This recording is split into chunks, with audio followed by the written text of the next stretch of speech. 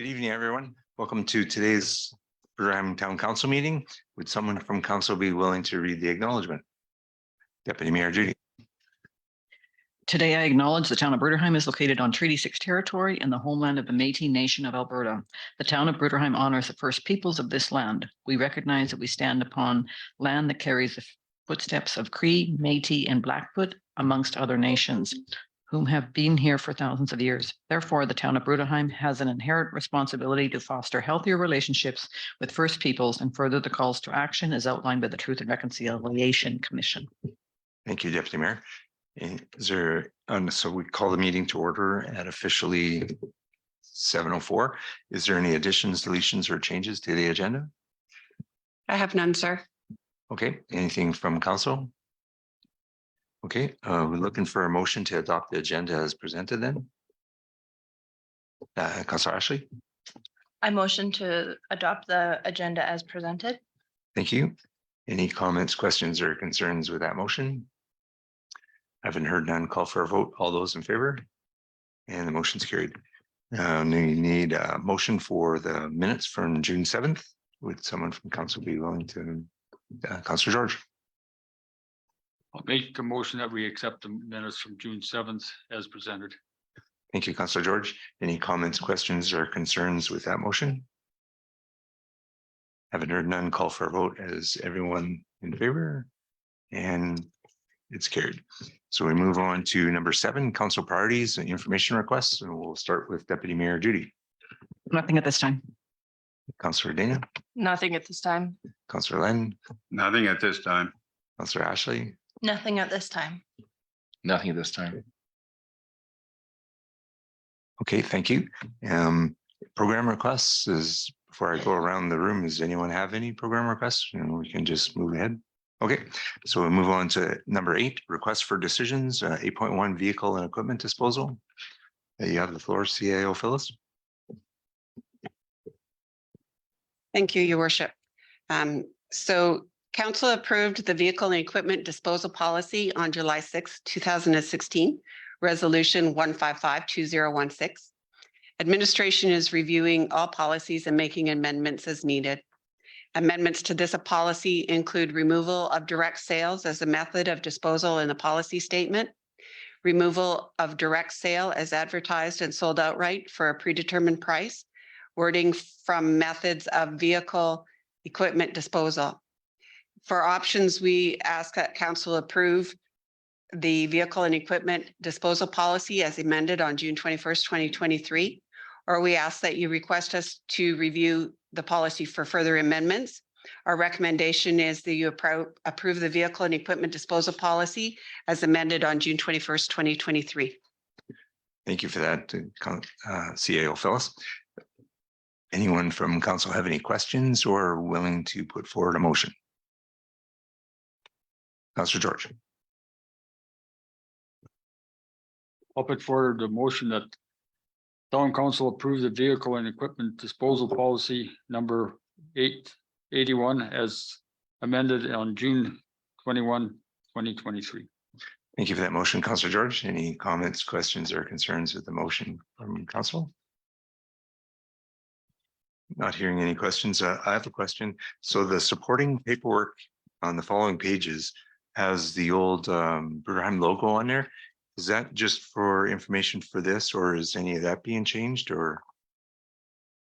Yes, sir. It's all been updated to today's standards. Okay, thank you. Hearing no other questions, so call for a vote. All those in favor? And the motion's carried. So we can move on now to 8.2, Capital Region Emergency Preparedness Partnership, CAO Phyllis. On February 17th, 2010, the Town of Bruderheim Council approved participation in the CREP Mutual Aid Agreement. The purpose of the agreement was to create a common understanding of processes and costs associated with requesting or providing emergency disaster assistance throughout the region. There were 24 communities that committed to this agreement. Bruderheim Emergency Services representatives attend quarterly meetings. When the decision was made to revise the agreement, the Town of Bruderheim administration attending the meeting agreed to assist with drafting the new agreement to ensure that the municipal perspective was captured in the information. This process has taken 3 years to get membership approval and final legal approval for municipalities to approve. Our options for you are to approve the mutual assistance agreement as presented, to request changes to the proposed mutual aid agreement, or another motion as presented by council. Our recommendation is you accept the agreement as presented. Thank you, CAO Phyllis. Any questions, concerns, Councillor George? With this agreement, what is our responsibilities? Our responsibility would include, if we can, providing assistance to our neighbors at the standard fees, rates, and charges. Does that mean releasing our equipment and all that stuff if we can? If we can, So it's mutual assist. yes. No further questions. Thank you, Councillor George. Any other questions before we go to the motion? Just one question, or well, 1A and 1B. Does this supersede any other mutual aid agreements? I don't believe there was an agreement in place specifically beforehand. It was more of a handshake agreement. Okay, yeah, I was thinking of like Lamont County and Strathcona County, if there was any mutual aid agreements. I don't know. There would be agreements with those two municipalities as well. Okay, so then this would take place of that. Roger. Okay, and the part 1B is, does this affect the fire agreement at all? No, our fire agreement is with Lamont County. Yeah, I was just wanted to know. Thanks. Thanks for the answers. Councillor George has a question. Yeah, which one of these two take priority? The agreements with the County of Strathcona and The County of Strathcona and the County of Lamont would take priority. We are in the County of Lamont. So we have our fire services agreement with them. These folks would be asking for more of a me-level person that would be able to sit in an emergency operations center, emergency coordination center, as either a director of emergency management for a shift or as a scribe, a logistics person, not so much field personnel, but other personnel that our staff may be trained to at a level. more or less on a ICS 100 or 200 level. We'll be at the 300 or 400 level, sir, or the higher level of training. Thank you. Thank you. Any other questions from council? Would someone be willing to put forward a motion from council? Deputy Mayor? I recommend that town council approve the membership to the Bruderheim. Town council approved the town of Bruderheim membership in the CREPP Municipal Services Mutual Aid Assistant Agreement as presented on June 21st, 2023. Thank you for that motion. Any comments, questions, or concerns from council? Just wanted to say that's a great example of mutual agreements. It might take a while, but they managed to get there, so that's great. So I'll call for a vote then. All those in favor of the motion, and the motion is carried. So now we can move on to 8.3, tax recovery property, CAO Phyllis. So on November 25th, 2022, this property roll 5081500 was at tax auction. No one was present and no bids were received. After the auction, this should have come back to council for clear direction, and nothing has happened with this property at this time, and it remains in the owner's name. The municipality has 3 options when a property is not sold at auction. We can not purchase the property, but register our name on title by registering a tax forfeiture instrument. And this allows us to rent, lease, dispose of the property at a price as close as reasonable possible to market value. So we could hire a realtor to market. And it has to be close to reasonable in market value in an effort to recoup the arrears and taxes. 15 years following the date of the public auction, the municipality may request the registrar to cancel the existing certificate and issue a certificate in the title in the name of the municipality. After the municipality, or we can go to number 2, a clear title, which means that after we've acquired tax forfeiture title, we can acquire the property in clear title by depositing an amount equal to the reserve bid into a separate account. The payment goes to the tax arrears and all costs and expenses as required. And then we know the previous owner, there is money remaining and the town can do what they want and wish with that property. Or we can do nothing. The taxes continue to accrue and remain on the books as a growing liability. The municipality cannot dispose of or rent, lease, or license it. And this option does not allow the property to revert to the municipality after the 15-year time limit. I have contacted legal to ensure that we can register documents 7 months after the auction, and they have confirmed that we can. So there's no time limit on that. It's a straightforward procedure to do it, and I just have to complete a form and put it into the registrar.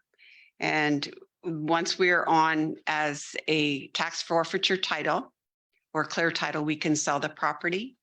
Tax forfeiture lets us sell it at market value. Many people will buy through a realtor as opposed to going to a tax auction. So we have your options are to register a tax forfeiture instrument, to register a tax forfeiture instrument and then acquire clear title following Alberta land title processes, and leave the property owner's name and maintain this property in accordance with the bylaws, policies, and procedures of the town of Bruderheim.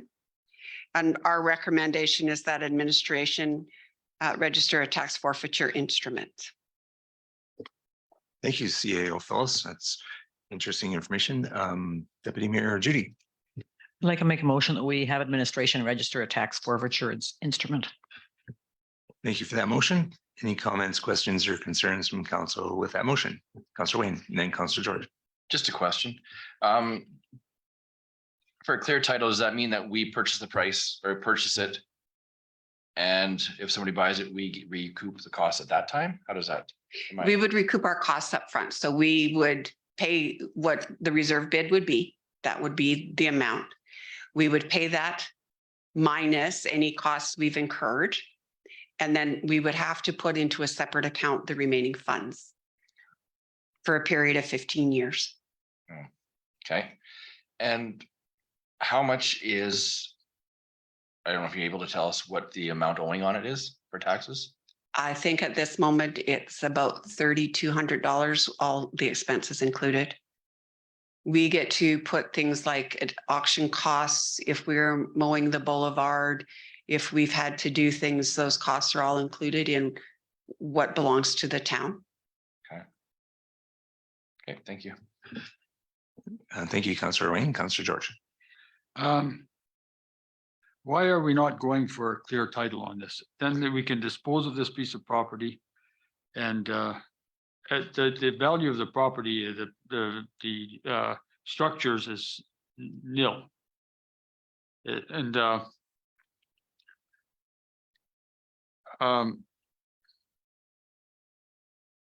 This is just going to be an ongoing thing for 15 years.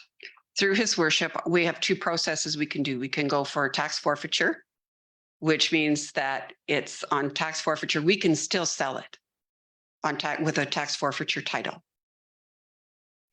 We can put a tax forfeiture title and then apply for a clear title. And the only difference then is that we actually have to set the money aside when we sell it. We actually have to buy that property and put the money in reserve in a special account for an error whenever they come up, or in the case of a deceased person that could turn back to the federal government.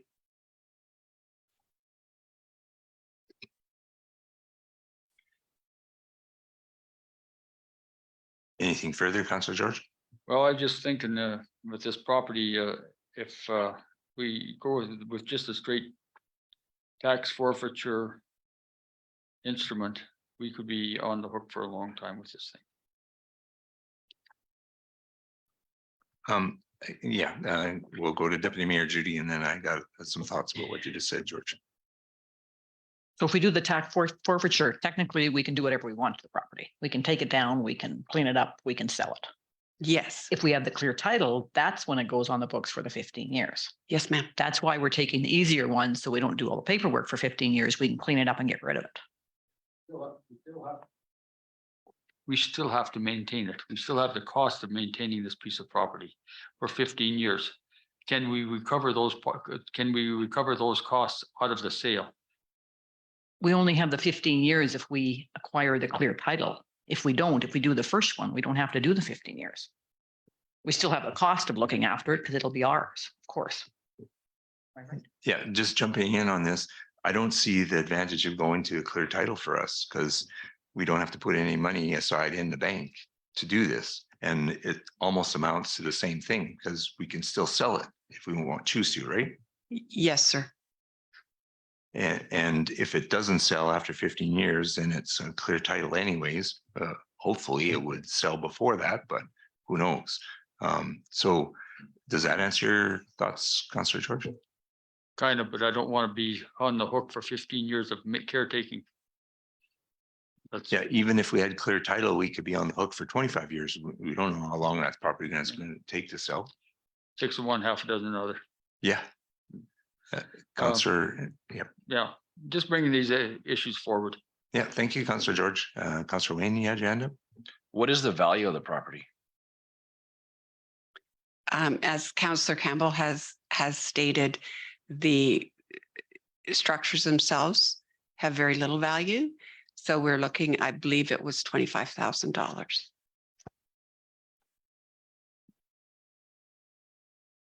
Is that minus the cost of removing the structure if it has deficiencies? No? So the amount owing currently is $4,220.47. And the assessed value is $40,400. And if I remember correctly, Hold on, Councillor George had his hand up and then Councillor Wayne. Do you know the zoning of that property? The Sorry, zoning, the what? the zoning, I don't off the top of my head. I'm sorry, sir. because there's some of that there, some of those lots in that area there that are zoned commercial.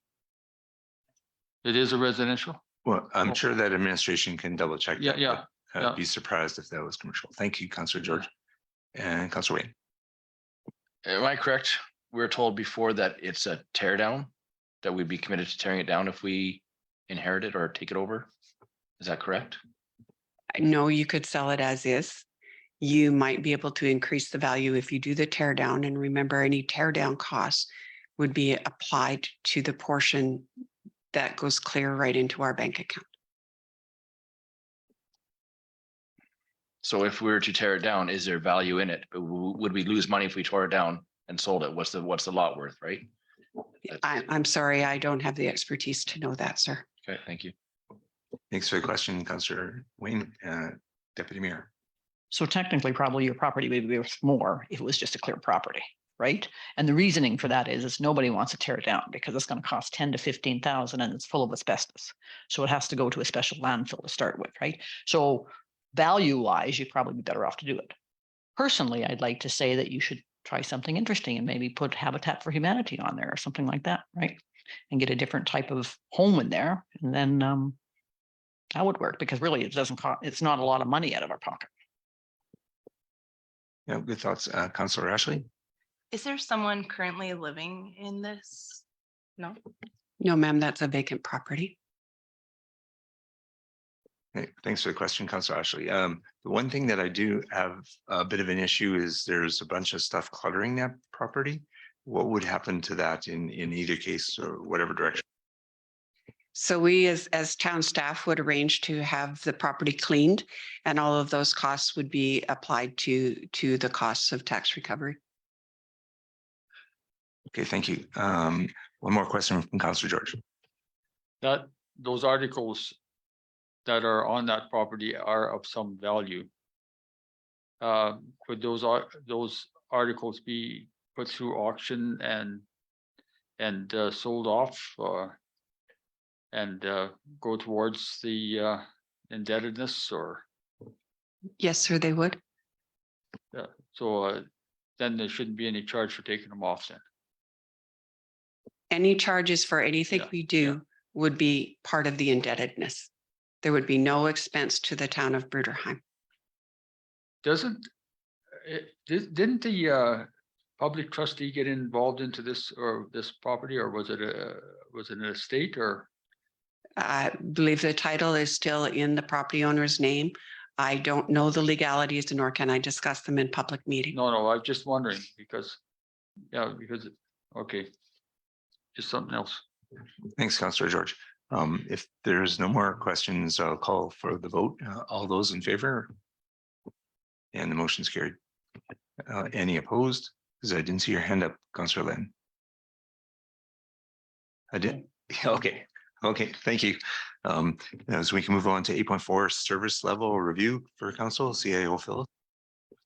So we as staff have started a service level review, and I know you've talked about this before, but I'm new, so I want you to talk about it again. We know that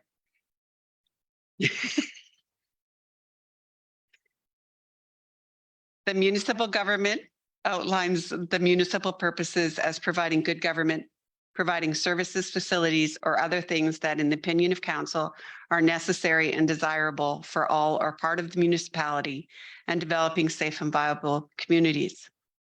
Council will be reviewing legislative services, community services, corporate services, and operations throughout the next few months. And during budget discussions, we will talk about service versus dollars, knowing what is being paid for. Resources will need to match expectations, and reducing or maintaining the tax rate will need to be offset with reducing a service. During my brief time with the 2023 budget, I am conscious of the need to minimize increases to tax levies. I have undertaken this service level review and will be discussing these levels and the services we provide and our programs throughout the summer and fall. This month, we're looking at council services. During the 2021 municipal election, the town of Bruderheim had to extend the nominations date to find 2 additional candidates. Is it time for council to consider reducing the number of councillors for the town? The budget for council, all totaled, is $92,000. Remuneration, travel, and meals total $7,900 or $79,000 or $11,351 per council member, approximately. The MGA states the council of a city or town consists of 7 councillors unless the council passes a bylaw specifying an odd number of 3 or more.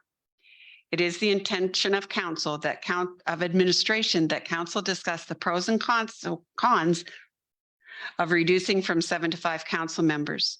Your options are to maintain council with 6 councillors and a mayor for a total of 7, or to direct administration to proceed with drafting of a bylaw to reduce the number of councillors to 4 with a mayor for a total of 5. We do not have a recommendation, and this is at the will of council. Thank you for that, CAO Phyllis. Does anyone have any questions or thoughts before we entertain any motions? Councillor Len. I make a motion that council stays the same as 6 councillors and a mayor. Okay, we can go forward with that motion if you want, but wanted to have some debate ahead of time, but we can work on that. Councillor Judy. Deputy Mayor Judy, sorry. So one of the reasons why I'm very much going down to 5 is because it's going to save us some money, right? Long term, it's going to save us some money. Whether it's 11,000 times 2, 22,000 a year, that's quite a bit of money, right? That's 2.1% of our budget. So my reasoning is that. The other reasoning I have is year after year, we consistently, well, not consistently, but last year we had to wait 2 more days to get 2 more councillors.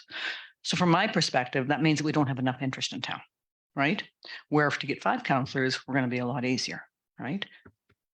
That's all my reasoning is behind it. It's about saving money and just kind of helping us so that we're not, because when you prolong the voting and all that kind of stuff, it just costs us more money, right?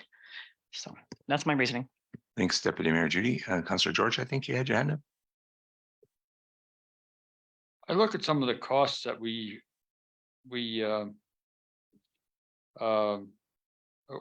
incur. We have a remuneration of $62,460. That's the cost of our board here.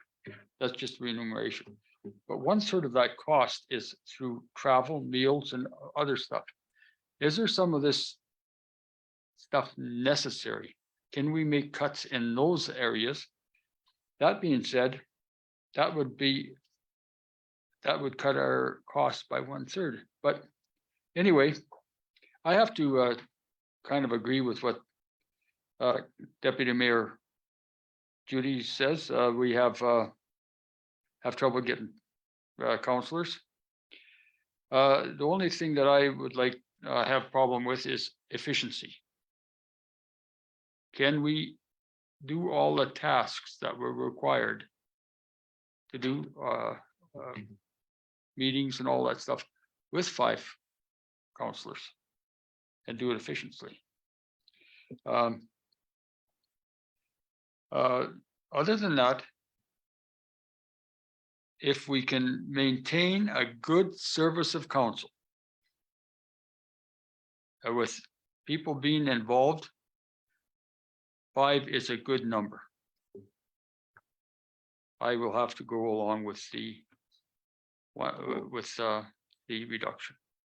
Thank you, Councillor George. Before we go to Councillor Wayne, I just wanted to mention a couple of things that I was thinking about while you were talking. So I believe these figures are for a 4-year term, if I'm not mistaken, and they're the budgeted figures per year for that 4-year term. Some of council does not charge for some of those things, and some of that is not used. So that total is what's budgeted for, but not necessarily the actual. And then the other thing to consider, Councillor George, is say, for example, let's play the what if game next month, and every term we lose a councillor, and we manage to get through the term without that councillor if we choose to. And not have a by-election if we're within the time frame that the province allows. And we still get the work done that council needs to get done. So that answers that question. But say we lose a councillor in July and we vote in favor of this, how much money would we be saving the town getting to the next election? Do you know what I mean? Like, that if we were to stay 1 councillor down from July of 23 to the next election, do we have a feel for what that dollar savings would be for the town if we didn't run a by-election, not counting the cost of the by-election?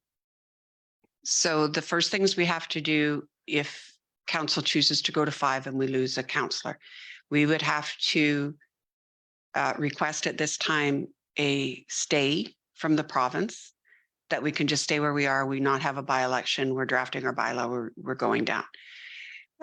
But if you look at the annual figure of $11,000 or $10,000, we have 2.5 years, so $25,000 for 1 councillor. Thank you very much. Now it's Councillor Wayne's turn, and then Deputy Mayor Judy. Right now, as it stands, we don't have wards, right? So as 7 councillors, we have 1 person for every 200 residents roughly. And going down to 5 is 1 in 275. So not a huge difference, not a big deal. If we were to go down, how would that work for voting for the next couple of years? Was there somebody that has to abstain from a vote, being 6 members? Does that? I don't know. You would, if a tie vote, you could have the possibility of a tie vote, and a tie vote is always defeated. Thank you. Thank you, Councillor Wayne. Deputy Mayor Judy. And if I'm not mistaken, the cost of a by-election is about $3,500. Seems to me that was a number that we had last time. That's a good estimate, ma'am. Sorry, I didn't catch that number. What was it? 3,500. Okay, thank you. Councillor Len. Well, I'm going to use the same argument as I did before. We had this vote, I believe, 2, maybe 3 times, and we defeated it. And the reason we defeated it is common sense. At $11,000, we blow money on greater and sillier things than that. Than ever. Having a good mixture of council is really important, because that way you have a stronger vote and the town is far better representative. When you cut that number, you'll get consensus far easier if they're all thinking on the same line, but you do need a little different at times in thinking, and 7 does make a big difference to me when it comes to a town our size. It's not big, but still we represent various areas of the community. And 7 is a very good voice for the town. And the money, don't know why the money is so much. I don't understand why these individuals don't look at the whole budget and we can cut $11,000 out tomorrow if we wanted to, seriously. But why would you want to reduce the intelligence, the intellect, and the ability of the council to work better in making decisions? Once you reduce that, you lose that and they'll never come back. So 7 to me has always been a good number. And I can't see a justification for $11,000, just not a justification at all. We can trim money elsewhere, and I believe we can do that quite easily for that amount of money. The town is, I think it's still ready for 7. It's not ready for 5. Thank you. Thank you, Councillor Len. Councillor George. Got to direct this to question to CAO, Phyllis. What does it cost us now to go through all the advertising and the paperwork and legislation to make the downsizing or get the downsizing into proper order? I'm talking open house and all that, or shouldn't the ratepayers have some say in this as well? So we would draft bylaw. We would bring it to council for first reading. We would do our advertising, but there is no requirement to have an open house or public hearing. You could have a non-statutory public hearing. You could do a public participation, and that would be through our regular costs of work. So we are implementing something that maybe that our residents do not want, one way or the other. There's always pros and cons to everything, but I'd like to hear our residents speak. Thanks, Councillor George. Is anyone else? Deputy Mayor.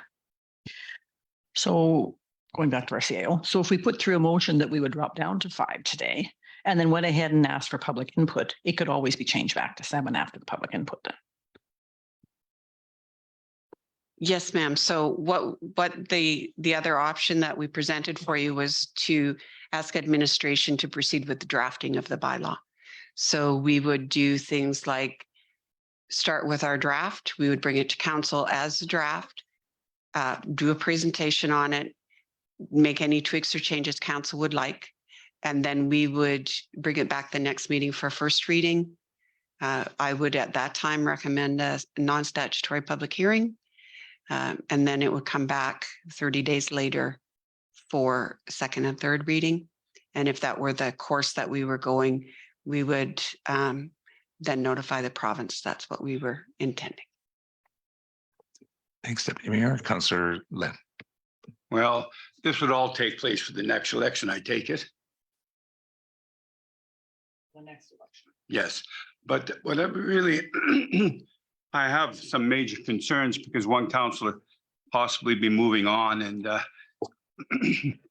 this is a way to avoid a by-election, and I don't think that's right. And I think this council has to make sure that we stay strong. And just because one council is moving on, we shouldn't have to make emotions so we don't have to have a by-election. And I think this is very, very wrong. Thank you. Thank you, Councillor Len. Councillor Dana, and then Councillor Wayne, and then Councillor George. When I started council and a few months in, and I'll be the first to admit that I thought that we had too many councillors on and that we needed to have less councillors. So it has nothing to do about my vote on it. Wouldn't have anything to do about anybody leaving and avoiding a by-election. It's personally what I think would be really good. Thanks, Councillor Dana. Councillor Wayne. I think if it goes to the bylaws done, it goes to the first reading, we do the open house, hear what people have to say. That's why we're here, to hear what they want to do. And we let them decide that at that open house, or give their input on it anyway, and then we can go from there. We can do second and third reading. Thanks, Councillor Wayne. Councillor George, and then Councillor Len. I have to reiterate what Councillor Wayne has said. This way here, we go through a process to collect information, analyze the data, and present it back to council. I appreciate CAO's foresight in this matter. Thanks, Councillor George. Councillor Len, you'll have the last word on it.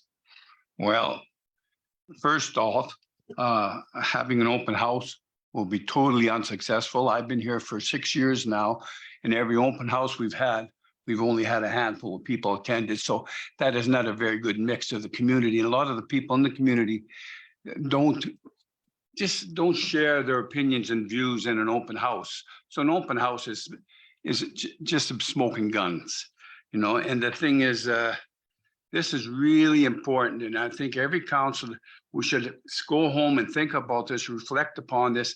It will change the whole town and the thinking of the town. 7 minds will always be better than 5 minds, because if you get a council on with all this, it's like a string. Put a string, they all vote the same. And that's what I see that in the future, and I don't like that. I think we have to have a mix of different cultures and different people on the council. So I cannot support something like this. Thanks, Councillor Len. I recall open house that we had in this room here for the hemp building property, and this room was full of people. So it does happen in our community. And back in the day when I was on council and Jack Lambert was mayor, we had a open house about the budget at the Walker School, and it was full of people. So it does happen at times. So, okay, Councillor George, and then we're going to call for a vote. Saying it won't happen, that's negative thinking. You have to give the people the opportunity, and this is what we are doing as a council. We're giving them that opportunity to come here to and voice their opinions and their thoughts on a very sensitive situation, which is the downsizing of council. That's why I brought this thing up. If they don't show up here, don't want to show up, that's their prerogative. That being said, I think we still should go through with the open house. Thank you. May I ask the administration to just read back what the motion Councillor Land made, so that we're clear as we're voting? Moved by Councillor Flardo that we continue a second. Thank you for that. So I'm calling for a vote. All those in favor of the motion from Councillor Len? And opposed? The motion is defeated. Before we move from this topic, is there another motion that anyone wants to bring forward? Councillor Wayne. Make a motion to direct administration to proceed with the drafting of a bylaw to reduce the number of councillors to 4 plus a mayor, total of 5. Thank you, Councillor Wayne. Any comments, questions, or concerns? And I see Councillor George has his hand up. That should also include the open house.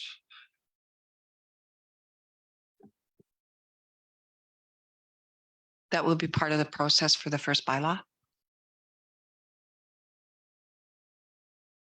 There's a That's fine. friendly amendment, Councillor Wayne? Yep. Okay, thank you. Any other comments, questions, or concerns with the motion? Okay, 1, 2, 3. Call for a vote. All those in favor of the motion? And opposed? Motion's carried.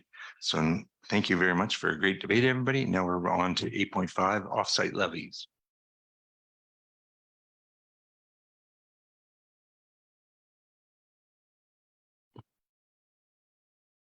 DIO Phyllis, you have the floor. Thank you, Your Worship. On June 4th, 2008, bylaw 783, 2008, the offsite levy bylaw was given 3rd reading. And on September 7th, 2016, the offsite levy bylaw 472016 was given 3rd reading, rescinding the previous. I have found documentation indicating significant work occurred in 2018, but have not found any amendments to the bylaw. There was a municipal election in 2021, and some of our representatives may not be clear on the complexities of offsite levies, so I'm going to provide just a little bit of information. An offsite levy is a mechanism for municipalities to recover capital costs incurred for infrastructure improvement for new development or growth. Offsite levies transparently and equitably allocate offsite infrastructure costs to those that benefit, thus ensuring that growth pays for growth. Legislation identifies what can be considered for offsite levies, new or expanded facilities for storage, transmission, treatment of supplying of water, new or expanded facilities for the treatment, movement, or disposal of sanitary sewer, new or expanded storm drainage, new or expanded roads required for or impacted by a subdivision or development, subject to the regulations, new or expanded transportation infrastructure required to connect or to improve the connection of municipal roads to municipal highways, to provincial highways resulting from a subdivision or a development. Land required for or in connection with any of the facilities described above, new or expanded community recreation facilities, fire halls, police stations, or libraries. There have been some changes to the accounting requirements for offsite levies. There is a requirement for each category to have an additional offsite levy account that must be accurate and correct. An example of an offsite levy would be for the expansion of a reservoir. The total anticipated costs are 4.4 million. If hypothetically, it is deemed the town is responsible for 50%, the offsite levy would be 2.2 million. The town would in essence do the work. We would, in the offsite levy account, it would be drawn down and developers would owe the town $2.2 million. And that is recouped through a new development, through subdivision. If we have a tear down, a new house put on a property, we can only collect offsite levies once per property. So everything has to be tracked very cautiously. From the research and speaking with finance, we have not collected any funds on offsite levies. In the case of development many years ago, offsite levies were not charged to the land, but can be considered when a property has new construction on it. Your options are to request administration to complete an updated offsite levies program and bring forth bylaw amendments at a later date, or to rescind bylaw 472016. Our recommendation is that you ask us to update the program. Thank you for that, CAO Phyllis. Any questions for CAO Phyllis before we proceed to a motion? Councillor George. Is this offsite levy sort of pointed toward the construction of the new water reservoir? It is a project that would fall under offsite levies, but this is not done because of that. This is done because the levies bylaw is significantly, it's 9 years old. It has not been updated. The projects have not been updated. The lands have not been updated. We look at wanting our town to grow, and the offsite levies is a way for growth to pay for growth. It was a project that was on the books for updating, and I'm just bringing it forward to you. I can relate to that, the use of levy here back when we went to put the pavement into the old town system. When we did that, if we wouldn't have did the levies and each homeowner paid a certain amount per year, we would have never gotten where we were. So yes, it is a good tool. Thank you, Councillor George. Any other questions from council? Just to play the devil's advocate on option 2, what does rescinding that bylaw do for us? It means that we don't have an outdated bylaw on our books. Okay, so it's a paperwork cleanup. Okay, thank you. Any other questions from council? If there is, oh, Councillor Dana, no? Okay, anyone willing to make a motion on this item? Deputy Mayor. I request administration to complete an updated offsite levies program and bring forth the bylaw amendment at a later date. Thank you for that motion, Deputy Mayor. Any comments, questions, or concerns from council with that motion? 1, 2, 3. Okay, I'll call for a vote. All those in favor? And the motion's carried. Thank you. So now we can move on to 8.6 bylaw 04/2023 records retention and disposition bylaw. CAO Phyllis, you have. Thank you, Your Worship. So on January 2nd, 2019, bylaw 172018, the Records and Information Management bylaw was given third reading. Staff have begun a project to catch up on disposition and cleaning of records. Administration is proposing a new bylaw that will enable updates to retention policies as legislation, historical, or business value is required.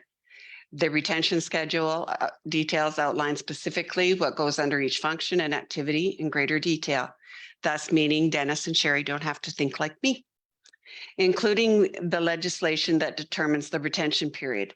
This will be updated and presented to council annually. And the full binder is about 500 pages. It gives the girls a lot of detail about what goes where. So our options are for you to provide first reading to bylaw 042023, to provide first, second, the option of third and third reading to the bylaw, to maintain bylaw 172018 and incorporate it into the records management program. Our recommendation is that you give first reading tonight. Thank you, CAO Phyllis. Before we move to a motion, any questions? Everybody's up on this. Deputy Mayor Judy? So why wouldn't we put it into the records management program?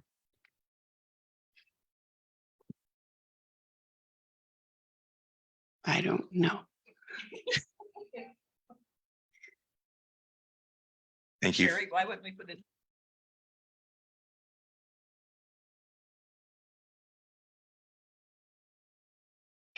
That's a very good question, ma'am, and why we've brought it here for you for discussion. It is our recommendation that you proceed with the new records management program. Thank you for that. Any other questions, comments, concerns? I just have one question. So SharePoint is what the administration is using now, right? So we do use SharePoint, but I'm a firm believer that we have to have control of our paper records before we can control our digital records that I want. And we have a program that costs us $190 a year that you can use for electronic. So the program allows us to put function activities. So it's a primary, secondary, and tertiary based system. It outlays our functions, it outlays the activities, and then the free range and the keyword search. So we can go in and I can do a search for Ashley and it'll bring me every document, every file that we have that says Ashley. And it can progress into where everything is stored in electronic digital version as well. Okay, thank you. And so the original or originator of any document, they make the final call whether it's kept or removed or destroyed? No, sir, the program actually details that. So if there is a document that a bylaw, not a bylaw, a letter that's given to us from the province, much like the one I emailed you today, that is actually given to a records clerk. Our receptionist has said she would take this program on. It's given to her. She looks at it, and the letter that I sent you today from Minister MacIver would fall under government relations as its function. It would go under liaison, and then it would go under correspondence from provincial entities. And then we would know that's where that goes. That file, because there's not a lot of business value to it, there's no historical value, and the legislative value is that we have to keep it for 2 years. So that file would close December 31st, 2023. It'd be pulled off a shelf, it'd be put in a box. The system would be told that that file is now in archive. And in 2 years, we would take that box and we would destroy it. And we would get a certificate that the province says we have to know every time we destroy a file. And that's a permanent record. And then if you ever go to court, you can say, yes, Your Honor, I destroyed that as per our records retention schedule. Perfect, thank you. So leads me to another question. So the motion that we just made a little while ago may involve a property that 15 years from now may become town property. Chances are not everybody's going to be here at that time. How does administration track things like that over long periods of time? Is that part of this? Yes, so there is a function called taxation, and there is an activity called tax recovery. So everything pertaining to that file, that property, that tax recovery is in a file. And that file sits on the shelf for 15 years before it can be closed. And then I believe it has to be kept for another 11 years because of legal reasons before it can be destroyed. Great. So how does that get flagged though for someone 15 years from the date? The software actually does that for us. It gives us a report at the end of every year that says you have to close this, you have to archive this, you have to destroy this. And we just tell the program and it puts another flag on it. Perfect. So that closes the loop on that. Awesome. Thank you. Any other Deputy Mayor? I'll just make a motion because she answered my question. She just doesn't know it. Anyhow, I make a motion that bylaw 04/2023 records retention and disposition bylaw be given first reading. Thanks for that motion, Deputy Mayor. Any comments, questions, or concerns from council with that motion? Okay, call for a vote. All those in favor of the motion? And the motion's carried. So now we can move on to 8.7 traffic bylaw. DAO Phyllis, you have the floor. Thank you, Your Honor. Bylaw 012022, the traffic safety bylaw was created to revise and consolidate parking bylaw 072011, the road ban bylaw 7782008, the off-highway vehicle bylaw 032011, and the transportation of dangerous goods routing bylaw 232014. First reading of the bylaw was approved August 17th and second reading completed on September 7th, 2022. Administration contacted environmental and dangerous goods emergencies in April to get guidance on where to send the new proposed traffic safety bylaw and did not receive a response until mid-May, at which time we were advised that they were not able to respond to our inquiry until after the election. On June 2nd, we received email confirmation of the changes that transportation and economic corridors had identified for amendments required. We reviewed the government documentation and determined that discussion about permitting for dangerous goods and route exceptions required conversations with fire personnel. Therefore, information related to the dangerous goods will be removed from the traffic safety bylaw, and a standalone dangerous goods bylaw will be developed and brought forth to council on July 5th. Our options are for you to approve third reading of bylaw 012022, the traffic safety bylaw as amended on June 21st, and to request that administration review the bylaw for further amendments. Our recommendation is that you provide third reading. Thank you, CAO Phyllis. Any questions for CAO Phyllis before we move to a motion? Would someone be willing to make this motion? Councillor Wayne. The town council approved third reading of bylaw 01-2022, the traffic safety bylaw is amended and presented on June 21st, 2023. Thank you for that motion, Councillor Wayne. Any comments, questions, or concerns? Councillor George, then Deputy Mayor Judy. I have a concern with our bylaw in regarding to with regards to off-highway vehicles. 1-2.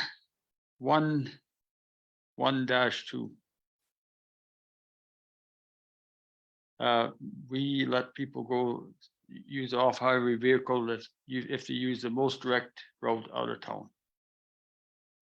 What is that most direct route? How much disturbance does it cause to the residents of the town during these routes, along these routes? And that being said, how are we going to police this here? Because this bylaw or these conditions have a very, very gray area. You know, you can do, you know, if you get stopped, oh, I'm just coming home. We either have restriction or we don't have a restriction. And it is difficult enough as it is to police this bylaw without adding more stuff to it, giving more. I cannot be in favor of this bylaw. Thank you, Councillor George. Now, who was next? I think Deputy Mayor Judy, that's right. I knew that was going to come up. I think the interesting thing is, and I'm reading this now, I mean, we've got the Skidoo bylaw in where we had this, but they leave the easiest way out. Saying that, we've had people bring their Skidoos in and park it out on the thing and then go for lunch at the bar and all that kind of stuff, right? Is it a bad thing? No.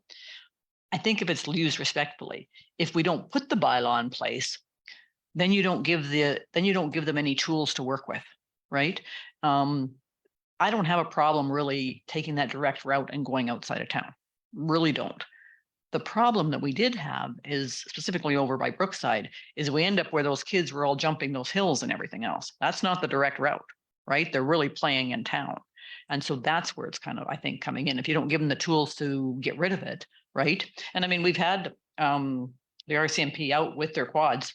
They were out getting the quads last year. I came home and there's 3 or 4 of them out all chasing them. So that's why I think. Thanks, Deputy Mayor Judy. Councillor Wayne. And then Councillor George. I was just gonna say that, you know, the most direct route out, if it's a concern, then that's where the peace officers bylaw, RCMP decide point A to point B. If they're driving through town, that's not A to B, right? Point A to B is from your driveway to the field. But if they're driving along the streets in downtown, well, obviously that's not point A to point B, well, that's where they come in and determine the if that's A to B. Thanks, Councillor Wayne. Councillor George. Another concern that I have, are we dumping our problem onto our neighbor? I don't know what the county of Strathcona Traffic Act reads or municipality of county of Lamont reads as far as using municipal roads for off highway riding. But once they leave our town, they are in our 2 neighboring counties. Thanks, Councillor George. I just have a question, Councillor Wayne, if I may. This is covering snowmobiles as well.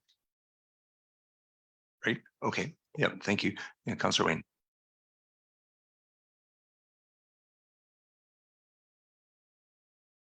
It'll come back to you. We've talking about this for a while, I think. Go ahead. It's the onus of the person that owns the ATV or bike or whatever it is they're riding, to know what the rules are in other boundary municipalities or counties. So if they leave Bruderheim and go to Strathcona, they need to be aware of what Strathcona has in place. If they go to Lamont County, they need to know what the county has. I think I mean, if they're driving on the roads, well, if they're driving the roads, they have to have a license or license plate registration. They have to have signal lights, all that stuff in place. If they do, they can drive on the roads all they want.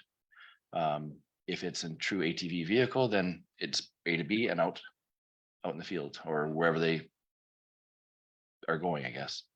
So. Thanks, Councillor Wayne. The one thing I was going to note is we're kind of extending an opportunity to folks with all-terrain machines, and it's theirs to do with what they will. And if we run into lots of problems and next year comes around and residents are up in arms, we can change the bylaw again, right? Yes, or you as council can direct an amendment to a bylaw at any time. Thank you. Councillor Len. Yeah, I support the idea of, we have the lovely area Sandhills north of us. And that's an attractive thing to bring people to our community, and using an ATV or a skidoo it's a very, very good thing for people, I think. It's an activity. If they drive the vehicle with common sense on a direct route out of the community, I support it 100%. Thank you, Councillor Len. And the last question that I have is, for ATV use in Alberta, you have to have certain things like a helmet and insurance and registration license plate. Where does that outlined in our bylaw that they must cover those provincial laws? Those laws are in the provincial laws, and they supersede ours, so we don't need to carry that forward into our bylaws, sir. Okay, and the bylaw folks, have you run this by them to see how they might be able to enforce? I am quite confident that Sherry provided their input when they wrote this. Perfect, thank you. Councillor George. One of the things it doesn't mention is noise. We have some bikes here that you can hear them all the way from the greenhouse down to my place. And there is nothing in this bylaw about noise levels. I think I can answer that one. If we find we have a noise issue, then we can always put in a noise bylaw. Other communities have done that. For myself personally, what I've noticed in our community is large motorbikes with altered exhaust systems are the one of the biggest sources of loud noise in our community, but that's just my opinion. Councillor Wayne. I think if they follow the bylaw that is proposed, it states that I believe 20 kilometers an hour. Shouldn't be too loud, I hope, unless it's an altered. Again, I don't know, I don't have one, but if they're doing the 20K from A to B, I'm hoping then that would be enough to restrict the noise. Thanks, Councillor Wayne. And I believe the machines come with spark arrestor mufflers, and those aren't loud, but people do modify their exhaust system, so we don't have control over that. But any other comments, questions, or concerns outlining anything that we haven't talked about already? Councillor Ashley. Just wanted to add, this is this people moved to Bruderheim to have this opportunity. And I think having this bylaw, we're just, I don't know. We're supporting the residents' use of that, like Len said, able to get to the sandhills and stuff, and that attracts people to Bruderheim, is to be able to do those things. In Fort Saskatchewan, Edmonton, you're not able to jump on a dirt bike or something and experience what you can here. So that's just something else Bruderheim has to offer. Great, thanks, Councillor Ashley. Sorry, Councillor George. Let's turn it into the Wild West. We do have horses sometimes down the roads, George. Okay, I think before we go down another rabbit hole, we'll just call for a vote now. All those in favor of the motion? And opposed? And the motion's carried. Thank you. Thank you to administration for bringing this forward. That was a good opportunity. Thank you. So we move on to the next item on the agenda. Just flipping back in the old binder here. We are on to Mayor and Council Committee reports. So we're looking for a motion for Mayor and Council Committee reports. Don't all jump at once. Deputy Mayor Judy. I make a motion that we accept the mayor and council committee reports as presented. Thank you, Deputy Mayor. Any comments, questions, or concerns with that motion? Haven't heard none. Call for a vote. All those in favor of accepting those reports, and the motion's carried. Now we're on to 9.2 Chief Administrator Office Server Report. And did you want to highlight anything before we vote on it? But we just provided briefing notes for the large item pickup, 3C information solutions, and constant contact. Okay, so I'm looking for a motion, Councillor George. Great, thank you, Councillor George. Any comments, questions, or concerns on that motion? I just have one comment.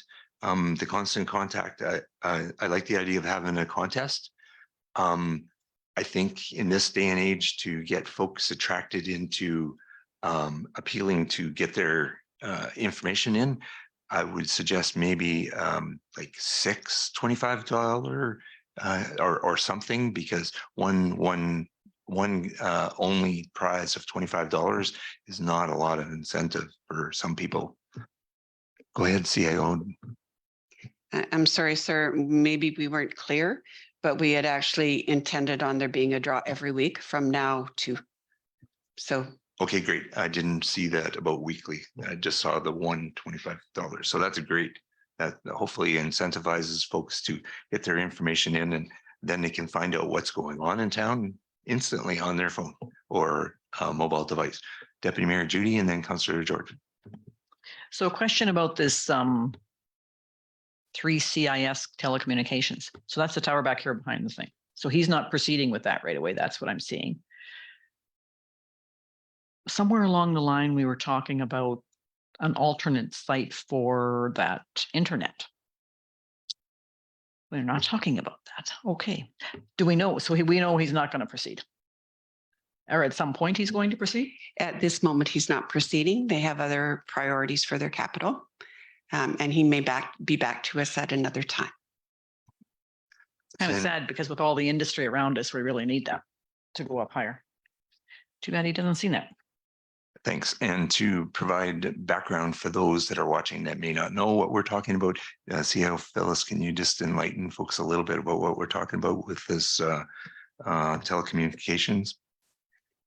So there is a tower in behind the arena that had approached and wanted to have the tower increased from 100 to 150 feet from 80 feet. And they have got all the federal and provincial permits that they need. We've talked to them over the last couple of years, and they didn't know when they would proceed through the COVID. And this week we received an email confirming that the project has been put on hold. And their focus and capital have shifted to other projects at this time. Thank you very much, CIO Phyllis. So do we have a motion for this one? I don't think so. So we need someone to make that motion then. Oh, George made a motion. Okay, perfect. Do you have a question on the CIO report?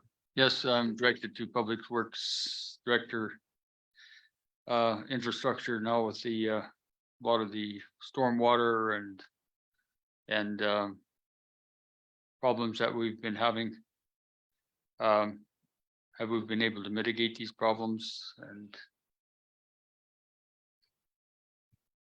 Mr. Mayor, through to Councillor Campbell. So some of these events are 1-2 time events that happen in the summer. I think the one you're alluding to is the service road. We have addressed it. We have discussed some possible solutions along with the owners of the land just to the south. And actually myself and Sherry met with them this morning. So we have some really good alternatives.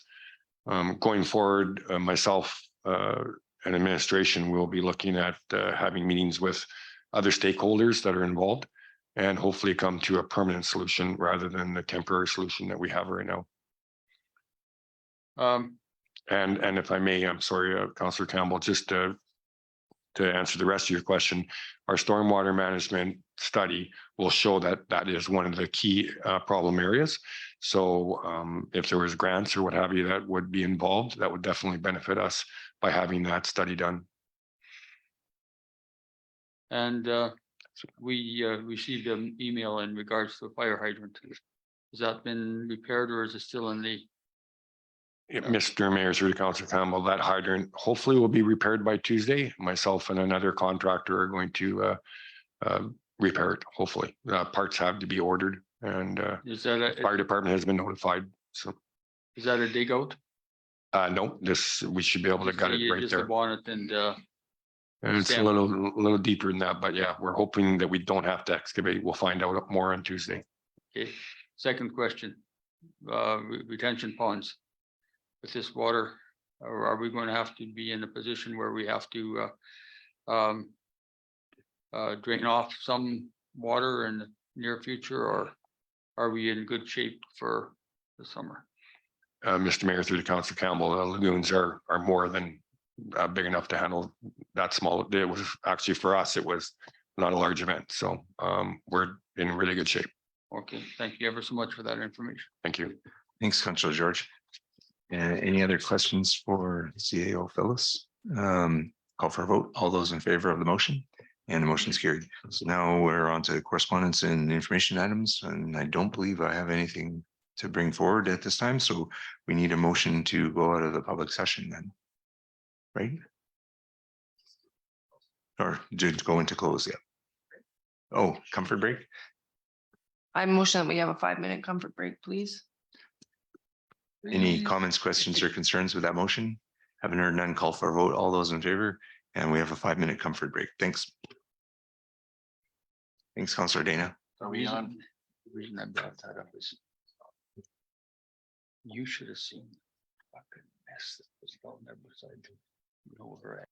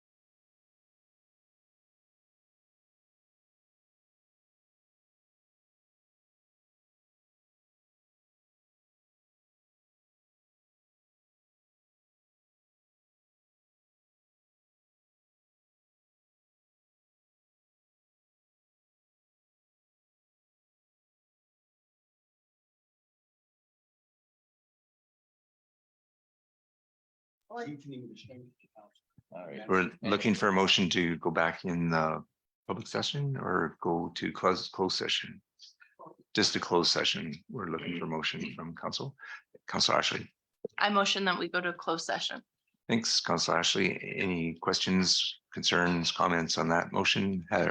Hearing none, call for a vote. All those in favor of the motion to go into closed session, and we're now in closed session. Thank you. So reminder to everyone, what a closed session means is that the information that's disclosed here stays here. It does not leave this room. So just a reminder for folks that may not be aware what a closed session means.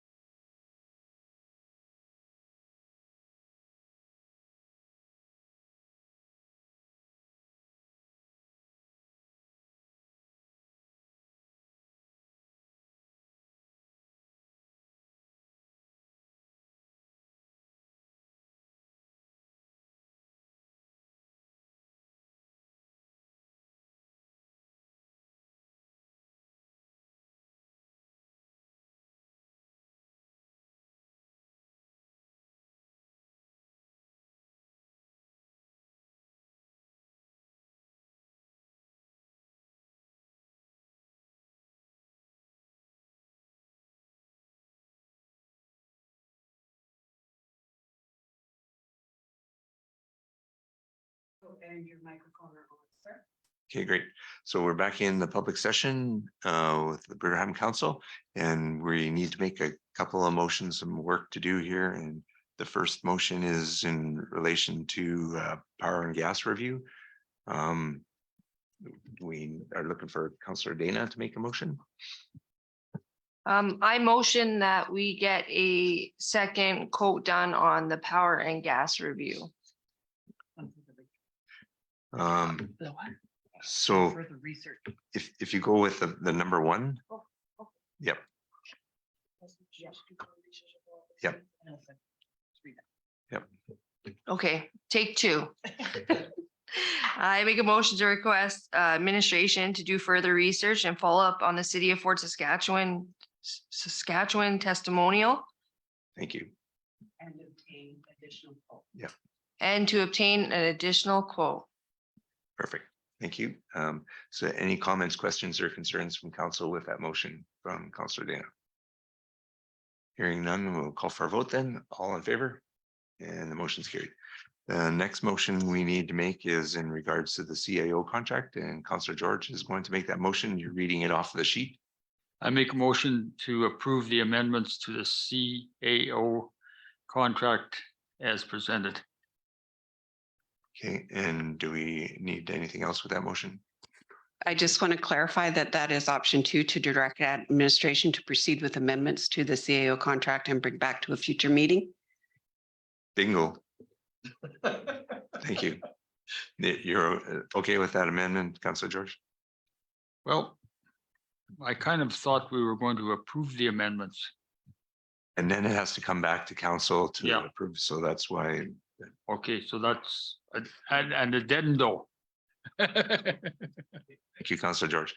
Any comments, questions, or concerns from council with that motion? Haven't heard none. Call for a vote. All those in favor, and the motion's carried. Make your motion, Wayne. I make a motion to go home and watch our grass dry. No, watch it grow. Thank you for that motion, Councillor Wayne. All in favor? And we're adjourned. Thank you, everybody. Got through lots of work in a short period of time, so thank you. Thanks, administration. That was a lot of work to prepare all this.